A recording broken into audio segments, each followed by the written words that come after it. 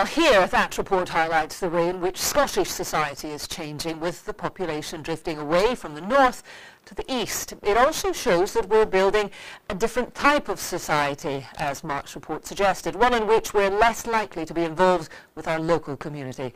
Our social affairs correspondent, Reva Alderson, has been looking at the Scottish figures revealed by the Sheffield University researchers.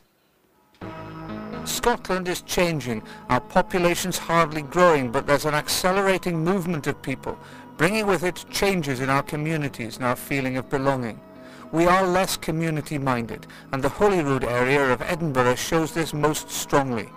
Over 4 decades, more and more people have become distanced from their community. Anthony and Cara are examples of what's happening. They live in Edinburgh, which has one of the youngest populations in the UK. Neither's native to the city, and they're not really involved in local affairs.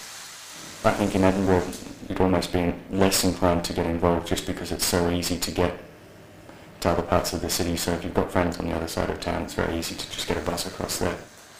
In our block, for example, I know maybe 3 of the neighbours to say hello to and have a chat to. Anybody else just say hello on the stair, but that's it really. The Western Isles still show a strong sense of community, but depopulation over the generations has threatened that. The way of life now is completely different. A lot of our young people had to leave in search of work on the mainland. Glasgow's Gorbals, home for generations to incomers to the city. Ultimately, the churning effect of our moving population could have serious consequences. The population of Scotland is going to become increasingly concentrated in the east, and we're going to see continued depopulation of the more remote regions. And it's not inconceivable that the population levels in these regions will get so low it'll become will become so expensive that a lot of the services that we think and would like to have in demand would just be too expensive to provide. The concern is that our society will become more fragmented and polarised if the trends highlighted in this report aren't addressed. Reva Alderson reporting Scotland.